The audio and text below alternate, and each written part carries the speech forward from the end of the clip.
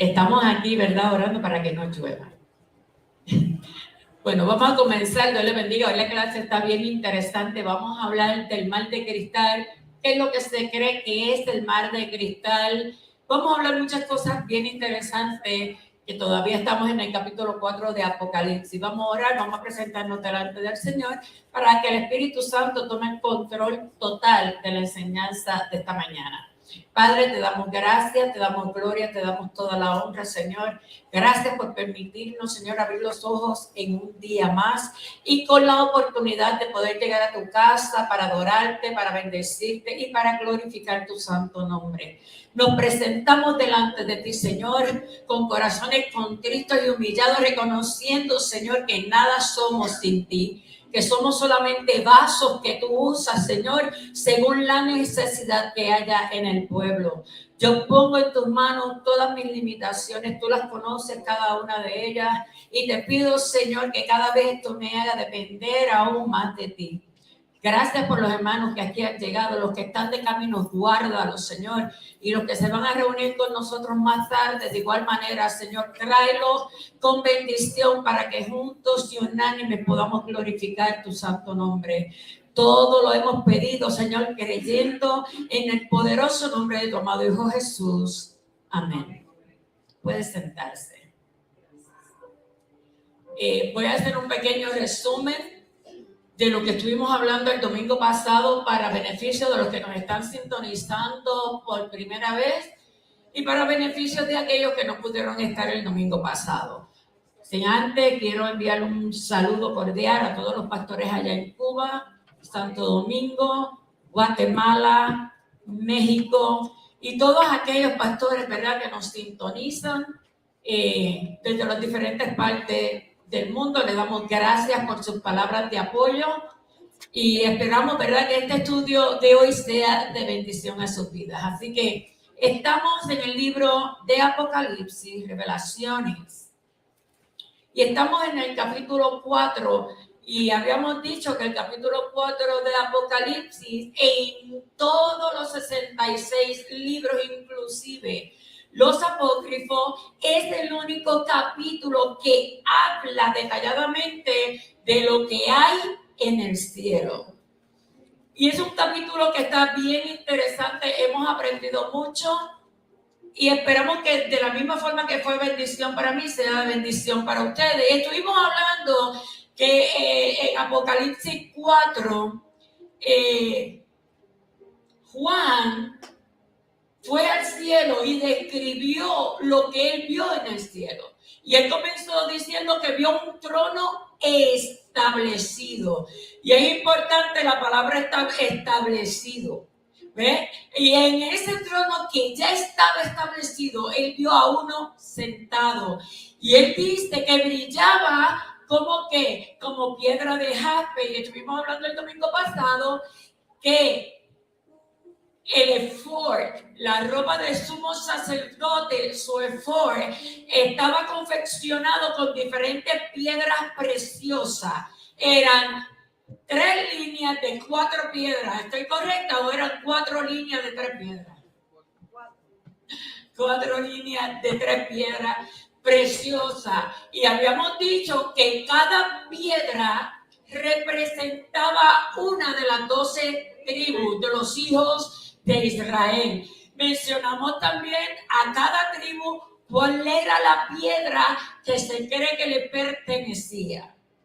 Asimismo hablamos que él vio sobre el que estaba sentado un arcoíris. Estuvimos hablando de lo que representa el arcoíris, y el arcoíris lo que representa es pacto de Dios con el hombre, de que antes de que él fuera a eliminar otra vez la humanidad, se recordará que él hizo un pacto con Noé. ¿Se acuerdan? Así que eso es lo que representa el arcoíris, el pacto de Dios con el hombre en su paciencia y su infinita misericordia. Estuvimos también hablando y en donde nos quedamos, en lo que había alrededor del trono. Y dice que alrededor del trono habían 24 tronos. Y dice, y vi sentado en los tronos a 24 ancianos, vestidos de ropa blanca, con coronas de oro en su cabeza. Ahora, la pregunta que por lo general nos hacemos cuando leemos este verso es, ¿quiénes son o a quiénes representan estos 24 ancianos? ¿Quiénes son estos 24 ancianos? Los 24 ancianos aparecen repetidas veces en el libro de Apocalipsis. Óigalo bien, cómo Apocalipsis define a estos 24 ancianos como representante de toda la iglesia, desde el día del Pentecostés hasta la ascensión de Cristo, y aún después, cuando la iglesia o durante el tiempo de la iglesia en la tierra, antes de ser levantada, al son de ¿qué? De trompeta. Y habíamos dicho que tenemos que tener cuidado porque la trompeta no es para todo el mundo. La trompeta es algo que va a sonar en lo espiritual y solamente los espirituales vamos a escucharla. Habíamos dicho que nadie carnal va para el cielo. Así que, ¿quiénes son los 24 ancianos? Representan a los fieles de todos los tiempos, tanto judíos como gentiles. Las 12 tribus de Israel, ¿se acuerdan que les había dicho? 12 tribus de Israel, representantes del Antiguo Testamento, 12 discípulos de Dios, representantes del Nuevo Testamento. Lo que hace es que toda la humanidad sea representada en el cielo a través de estos 24 hombres que Dios escogió. ¿Oyó eso, verdad? Que Dios escogió. Sabemos que 12 más 12, no hay más de eso, ¿verdad? 24. Estos 24 ancianos representan a todos los redimidos de Dios en todos los tiempos. Antiguo, presente, futuro, ¿verdad? Habíamos pasado por encimita porque esto es un estudio que yo voy a traer después, de que cuando Jesús antes de ascender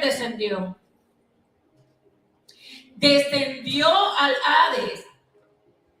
Y hermano, la palabra dice que nadie llega al Padre si no es a través de ¿quién? De Él. Así que usted imagínense, aquel fue al Hades. Había un David que estaba esperando un Mesías.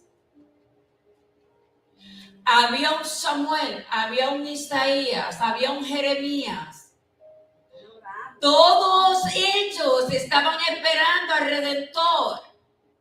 Y Jesús tenía que presentarse donde ellos para que ellos pudieran entrar a través de Él al Padre.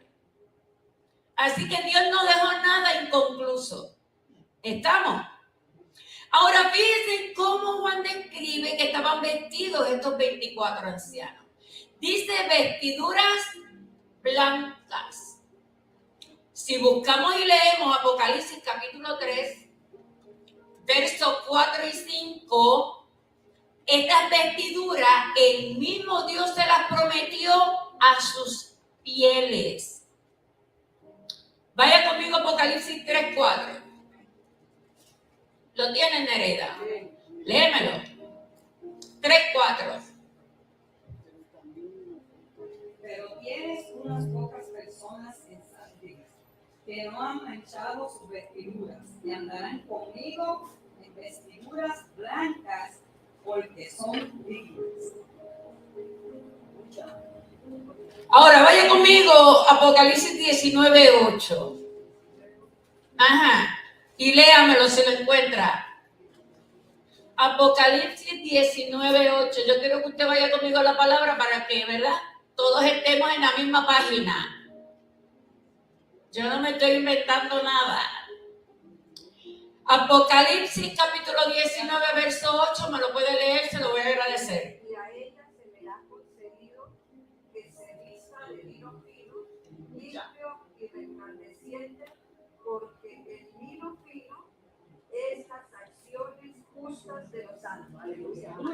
Óigame. Precioso. Ay, ¿y quién es ella? Perdón, a ella se le ha concedido. ¿Quién es ella? A la iglesia. A la iglesia, a la novia de Cristo, a la futura esposa de Cristo, a esa se le ha concedido que se vista de qué? De lino fino, no tan solo de lino fino, limpio, requisito. El segundo requisito, limpio. Hoy yo venía y tuve un pequeño accidente con la ropa que tenía, me la cambié, me ensució un poquito y yo ¡ah! A nadie le gusta estar caminando por ahí con ropa sucia, ¿verdad? A menos que haya acabado de salir del trabajo. Limpio y ¿qué más? Resplandeciente. ¿Qué simboliza todo esto? Santificación, separados para Dios. Y fíjense lo que dice, acciones justas. Lo que hacemos, lo que decimos, cómo andamos, todas las emociones, los sentimientos, los pensamientos, todo esto son acciones que justas, porque la palabra me dice que de la abundancia del corazón, qué bien, habla la boca. Por más que queramos esconderlo, siempre algo nos va a delatar. Amén. Así que el atavío de la esposa es simbólicamente su vida y sus acciones. ¿Y estamos hablando de quién? De la iglesia. Su vida y las acciones de la iglesia tienen que estar basadas en la justicia de Dios. Y a veces somos bien injustos. Ponemos dedos como si el mundo nos perteneciera. Estas obras de justicia no son actividades religiosas en que los creyentes constantemente participamos. Estas acciones tienen que ver con mis decisiones, las decisiones que yo hago, las tomo de acuerdo a la voluntad perfecta, buena y admirable de Dios, o las tomo porque es lo que yo quiero para mí y que es lo que yo entiendo que es lo que me conviene. Porque por lo general, lo que me conviene a mí no es lo que Dios está pensando. Por eso es importante, hermano, que preguntemos, que hablemos con Dios, que le preguntemos, ¿soy yo o eres tú?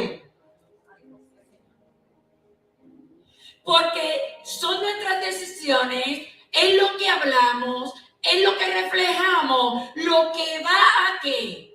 A decir a otro que está allá afuera que quién es el que nos señorea. ¿Quién es el que me llamó a su luz admirable? Porque a mí no me llamó el hombre. Entonces, la iglesia tiene que entender que todo lo que la iglesia hace como iglesia es representativo de Dios entronado en medio de ella. Así que no podemos mirar extraño al que venga por ahí sucio. Inclusive, hermano, yo una vez estuve en una iglesia y un borrachito entró y olía mucho alcohol. Y el diácono Richard rapidito lo quiso sacar. No, tú no puedes estar aquí, estás borracho. Pero ¿y a quién vino a buscar Dios? Al perdido. Pero cuando viene lo botamos. Y entonces tenemos que tener mucho cuidado, hermanos, de aquí, en donde ponemos el dedo para juzgar y en donde ponemos el dedo para señalar. somos la iglesia. Y la iglesia está vestida de justicia y representada por amor. Amén. Fíjense que él vio coronas de oro. Y yo hace unos meses atrás traje un estudio sobre las coronas. Los tipos de coronas que hay, que pensamos que es una, pero hay 4 tipos de coronas y la Biblia es clara en ella. Y habíamos dicho que las coronas, todos vamos a tener corona, pero no todos vamos a tener la misma corona. Lo habíamos hablado, ¿verdad? ¿Se acuerdan? No todo el mundo va a cargar la misma corona. Dijimos que las coronas nosotros las hacemos. Nosotros somos los arquitectos de nuestras propias coronas. Como yo camine aquí en la tierra, será mi corona. Como yo le sirva a Dios, va a ser mi corona. Como yo me entregue a Dios en su servicio, va a ser mi corona. Y yo había dicho que antes yo tenía este pensamiento errado. Por favor, si es el mismo suyo, cámbielo, porque lo va a ver mejor. Y yo decía antes, no voy a decir la edad para que nadie me saque la edad, pero antes yo decía que yo, aunque fuera con una corona de alambre dulce, iba para el cielo. Mire qué conformista yo era. Y aquí, hermano, nosotros le servimos un Dios poderoso, dueño del oro y de la plata, dueño de todo, aquel que abre las ventanas de los cielos y envía bendición hasta que sobreabunde. Y Marta se quería conformar con una corona de alambre dulce. Y el Señor me dijo: oye, Marta, tú estás bien mal. O cambias o te pierdes. Porque tú diseñas tu propia corona con tu servicio. Y eso lo vimos hace unos meses atrás a raíz de la palabra.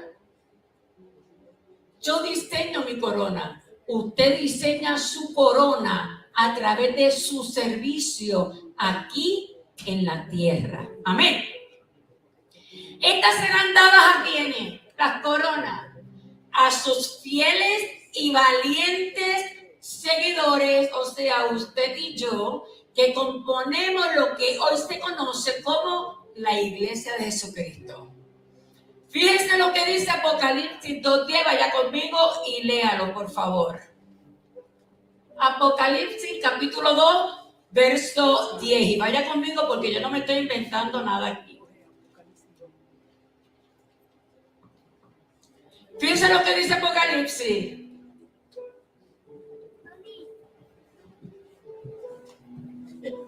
Lo amamos, pastor. Felicidades, pastor. Happy birthday. Tú sabes cuál es bien el secreto. Yo no pensé que me iban a atrapar. Bueno, Siervo, No. por ahí se dieron hit, ¿verdad, Orlando? la vida te estaba dando Así conclusión. somos, pastor, así somos, lo demás para aquí. Miren lo que dice Apocalipsis capítulo 2, verso 10. No temas en nada lo que vas a padecer. Ahí es donde entramos los valientes. He aquí el diablo echará a algunos de vosotros en donde, en la cárcel, y no estamos hablando de cárcel de barrotes, ¿sabe? Bueno, si usted viola las leyes terrenales, pues of course. Pero estamos hablando de cárceles que espirituales. Para que seáis que probados y tendréis tribulación. Fíjense que ayer fue exacto. ¿Por cuántos días? Por 10 días. Sé fiel hasta la muerte. Y yo te daré ¿qué? La corona de la vida. Solamente a los valientes, solamente a los fieles, son aquellos que pasaremos, que venceremos, que estaremos por encima de todo lo que Satanás quiera hacer en nuestra vida. Algo yo he aprendido en este tiempo, hermano. Pero me subió 800. Yo cuando vengo a la presencia de Dios, yo no vengo en mi condición de pecadora. Yo vengo en mi posición de embajadora de este reino. Yo me presento delante de Dios como hija adoptiva de Él. Yo me presento delante de Dios como linaje escogido y real sacerdocio. Por eso es que si Satanás me vino a molestar en la oración, yo le digo, tranquilo que tú no estás hablando con cualquier cosa. Y a veces, hermanos, nos vamos a orar desde nuestra condición y no podemos orar porque está Satanás señalándonos. Chacho, que se estuvo orando, si mira tú lo que hiciste, si mira lo infiel que tú eres, si mira lo que hiciste anoche, si mira lo que estabas pensando ahorita. Y se nos va el tiempo de oración y lo único que hacemos es lamentándonos. Ay, mía culpa, Señor, perdón. No, hermano. Vengamos delante de Dios según Él nos hizo. Y Él nos hizo sus hijos, embajadores de este reino, linaje escogido, separados para Él. Y eso, Satanás y el demonio le temen. Tenemos que aprender, hermano, a tomar posición de lo que Dios nos entregó. Pablo lo dijo. Yo vengo como que como embajador de este reino. Y nosotros tenemos que aprender a apoyarnos en lo que Dios nos dio. Y esas son las posiciones que Dios nos ha dejado como legado. Así que 24 tronos. Vamos a ver estos 24 tronos y vámonos a Mateo capítulo 19. Tenemos 25 minutos para entrar al mar de cristal. ¿Qué dice Mateo capítulo 19, los versos 27 al 29? Si alguien me lo lee, se lo voy a agradecer.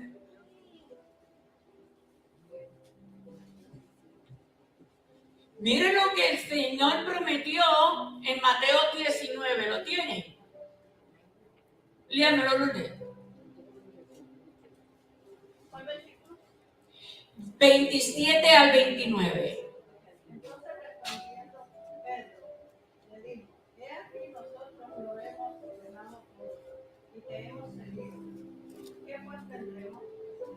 Jesús le dijo, de cierto os digo, que en la regeneración, cuando el Hijo del Hombre se siente en el trono de su gloria, vosotros, que habéis seguido también, os sentáis sobre 12 tronos, para juzgar a las 12 tribus de Israel.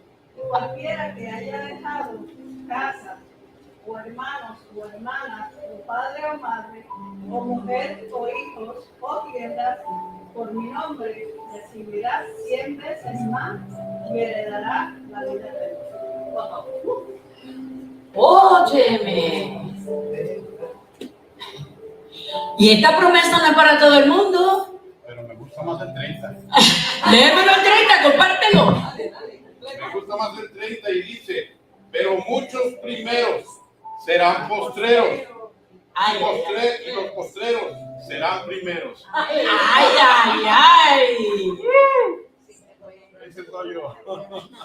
¿Usted oyó esto? Aleluya.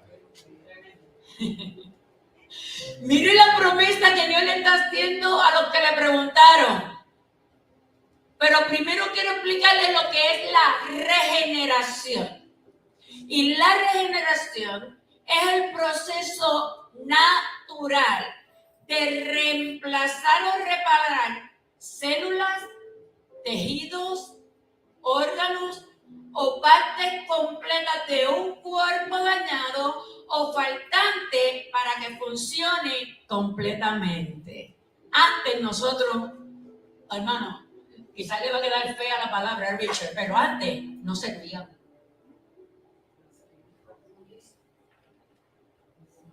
Antes no éramos nada, hermano, marionetas de Satanás.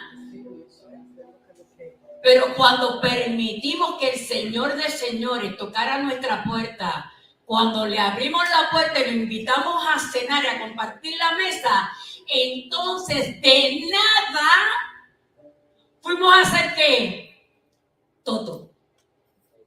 Coherederos de un reino maravilloso. Coherederos de este reino, hermano. Y como coherederos, tenemos derecho a ¿qué?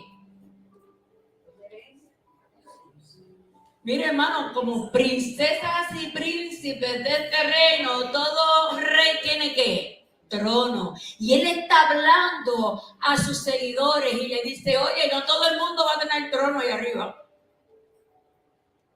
Y hay unas especificaciones ahí. Y dice, y cualquiera, no dijo nombre, y cualquiera que haya dejado su casa, o sus hermanos, o sus hermanas, o padre, o madre, o mujer, o hijos, o tierras, por mí, recibirá ¿qué? 100 veces más y heredará la vida eterna. Y yo le voy a decir algo, hermano. A veces el servicio que le damos a Dios requiere un esfuerzo y no lo damos. A veces el Señor nos pide algo más, un poquito más, hermano, y nosotros no lo damos. No porque el trabajo, no porque la casa, no porque se me rompió aquí, no porque se me rompió allá, no, y no puedo ir porque... Y tenemos que tener cuidado. Voy a testificar y yo creo que por eso yo soy como soy hoy en día. Pero yo tengo una madre, óigame que mucho me molestaba a mí el Día de las Madres, mi madre en la iglesia.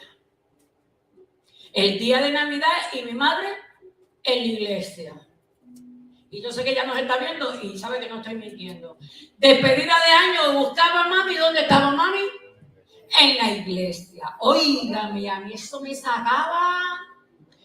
Pero eres tú toda la iglesia, toda la iglesia, toda la iglesia. Hoy mis hijos me dicen el día de Navidad, mami, en la iglesia. Mami, ¿dónde vas a despedirle el año? En la iglesia. ¿Y el día de la madre? ¿Qué tú crees? En la iglesia.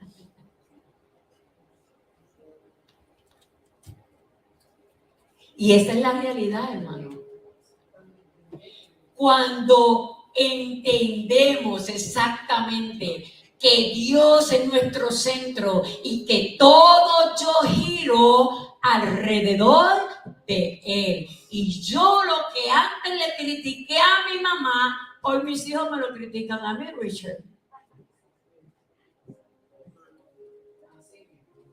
Pero ¿sabe qué? Yo le doy gracias a Dios por mi mamá que me dejó ese legado. Si esa era la herencia que ella tenía para dejarme, gloria a Dios por esta herencia.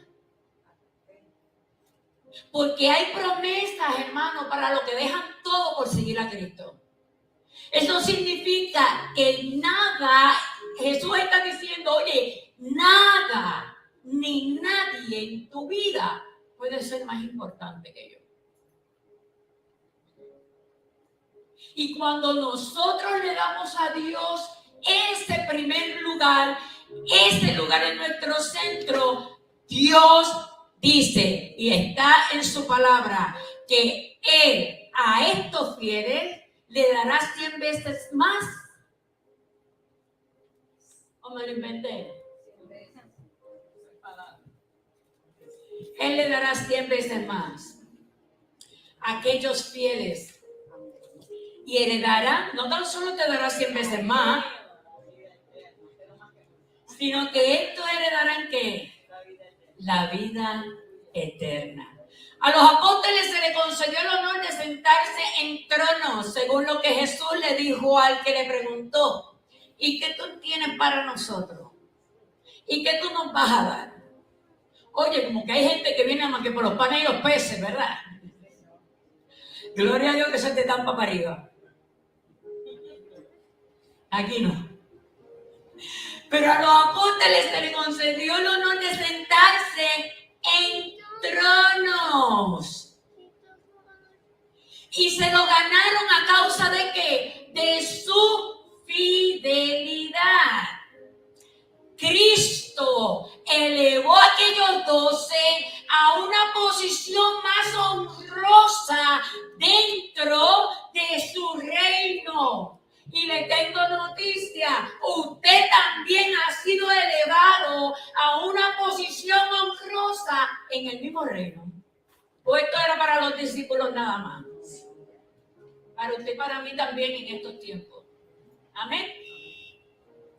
Así que confíe que pase lo que pase en su vida, hermano y hermana que me escucha. Dios tiene un lugar mejor para usted y para mí, como sus hijos y coherederos de este reino. Miren lo que dice: y del trono salían relámpagos, truenos y voces. Volvimos a Apocalipsis 4. Y del trono, estamos hablando solamente de lo que Juan vio. No nos hemos salido de lo que Juan vio. Y del trono salían relámpagos, truenos y voces. Ahora, yo quiero que usted sepa que en el Antiguo Testamento se usaban metáforas o conceptos para representar el poder y la majestuosidad de Dios. Por ejemplo, si usted va al Salmo 77, 18 conmigo, usted va a ver cómo el salmista Asaf, porque no todos los salmos los escribió David, el salmista Asaf utilizó metáforas ¿para qué? Para representar el poder de Dios. Mire cómo dice el Salmo 77, 18. La voz de tu trueno. ¿Está conmigo ahí? La voz de tu trueno estaba en el torbellino. Tus relámpagos alumbraron el mundo. Se estremeció y tembló la tierra. El salmista Asaf utilizó estas expresiones refiriéndose al poder majestuoso de Dios, al recordar todo lo que Dios había hecho. También podemos ver cómo en el libro de Éxodo, capítulo 19, verso 16, de igual manera, en la majestuosidad de Dios se representó. Y mira lo que dice Éxodo 19, verso 16. Aconteció que al tercer día, cuando vino la mañana, vinieron truenos y relámpagos y espesa nube sobre el monte, y sonido de bocina muy fuerte, y se estremeció todo el pueblo que estaba en el campamento. Ahora, ¿a qué se estaba refiriendo el libro de Éxodo en el capítulo 19, verso 16? Cuando Moisés estaba recibiendo la tabla de los 10 mandamientos. Y la presencia de Dios, mire cómo Moisés la identifica. Relámpago, trueno y voces como de bocina.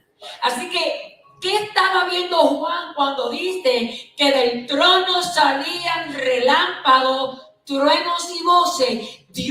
Juan te estaba diciendo, oye, la majestuosidad y el poderío de Dios allá en el cielo es de esta forma como se siente. Por eso es que cuando usted siente el Espíritu Santo, mi hermano, usted no se puede quedar sentado. Si se queda sentado, explota. Y eso es lo que Juan está viendo. ¡Wow! Y nosotros aquí con un chispitito, hermano, queremos que, ¿verdad? Con unos pelitos parados y una gana de saltar, pensamos que lo tenemos todo. Pero la realidad es que Dios quiere darnos más allá que eso. Amén. Fíjense lo que dice Apocalipsis, capítulo 8, verso 5. Y el ángel tomó el incensario y lo llenó del fuego del altar y lo arrojó a la tierra. Y hubo ¿qué? Truenos y voces y relámpagos y terremotos. Óigame, mi hermano, en la presencia de Dios hay más que recibir.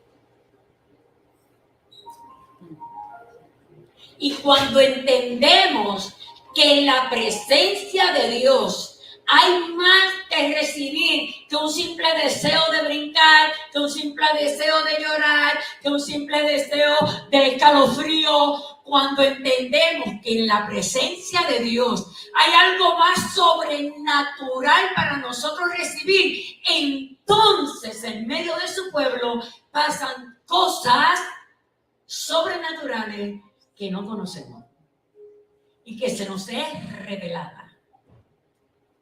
Porque donde está Dios, la Biblia dice que la tierra ¿qué?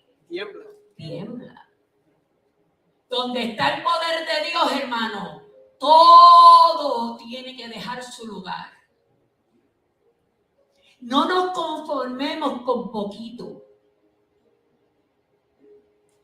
Cuando usted vaya ante la presencia de Dios, búsquelo mucho, porque hay mucho en la presencia de Dios para dar. Hay cosas desconocidas que usted y cosas que todavía yo no conozco. Y Dios nos las quiere revelar. Amén. Delante del trono, esto es otra cosa que vio Juan. Delante del trono ardían 7 lámparas, nos quedan 10 minutos. 7 lámparas de fuego, las cuales son los 7 espíritus de Dios. Y en una de las iglesias que yo estuve hablando, hablé de los 7 espíritus. Hoy los vamos a repasar porque ya los habíamos hablado. Amén.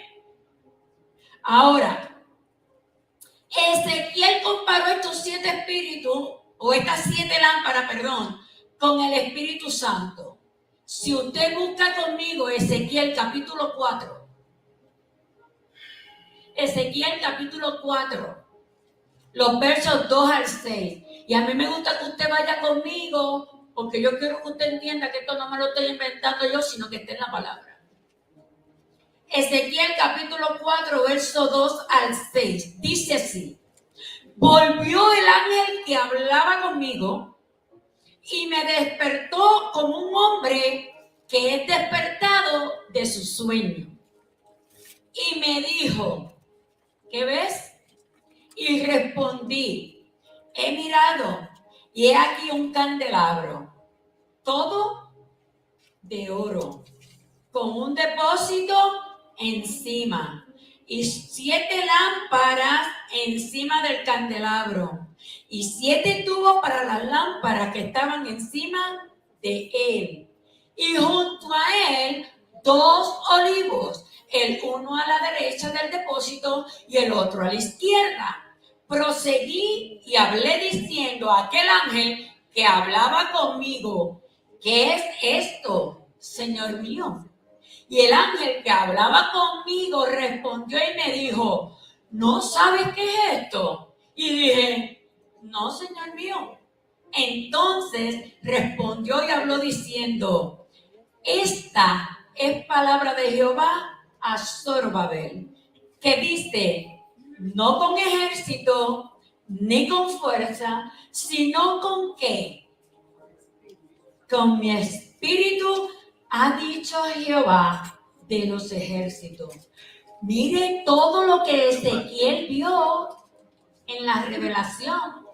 7 lámparas, candelabro, 2 olivos, uno a la derecha, otro a la izquierda. Y mire cómo el ángel le resumió a Ezequiel en 2 palabras, que era todo lo que él había visto. ¿No eres tú? Gracias, pastor. No son tu fuerza, sino con quién? Con el Espíritu Santo. Así que el mismo Ezequiel le está diciendo y dejó escrito que todo lo que él vio, el ángel se lo resumió como Espíritu Santo.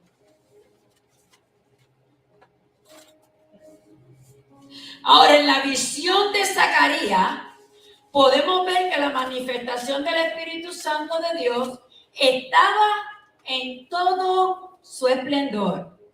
Pero al contrario de Juan, que describe los 7 espíritus de Dios de manera más precisa y directa en el Apocalipsis capítulo 1, verso 4. Vamos otra vez a Apocalipsis 1, 4. A ver qué dice. Apocalipsis capítulo 1, verso 4 dice: Juan a las 7 iglesias que está en Asia. Gracia y paz a vosotros del que es, del que era y del que ha de venir. Y de los 7 espíritus que están delante de ¿qué? De su trono. Juan está dejando claro de la misma forma que Zacarías que los 7 espíritus es otra forma de llamar al Espíritu Santo. A lo largo del libro de Apocalipsis se va utilizando la simbología en totalidad y perfección con el número 7. Si usted va a la simbología bíblica, el número 7 representa perfección y totalidad. ¿Ok? Al 7º día ya lo había creado todo y se fue a descansar. Eso es lo que representa el número 7. Ahora, vayamos al libro de Isaías, capítulo 11. Nos quedan 2 minutos y creo que el mal de cristal lo dejamos para el próximo minuto. Si vamos al libro de Isaías, capítulo 11, verso 2, tendremos un cuadro aún mucho más detallado de estos 7 espíritus. Isaías, capítulo 11, verso 2. Y dice así Isaías 11:2. Y reposará sobre él. Número 1, ¿el espíritu de quién? De Jehová. De Jehová. Número 2, ¿el espíritu de qué? Sabiduría. De sabiduría. Número 3, ¿el espíritu de qué? Inteligencia. De inteligencia. Número 4, ¿espíritu de qué? Consejo. De consejo. Número 5, ¿espíritu de qué? Poder. De poder. Espíritu número 6, ¿espíritu de qué? De conocimiento. De conocimiento. Y el número 7, De temor de Jehová. espíritu de temor de Jehová.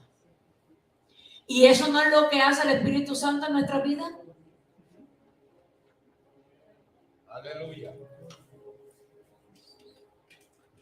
Así que en este capítulo se está hablando, fíjense, de un árbol cortado. Y este árbol cortado representaba a Siria. Y a Judá lo cortarían como un árbol reducido al tronco, si usted estudia más ese capítulo, ¿verdad? De Isaías 11:2.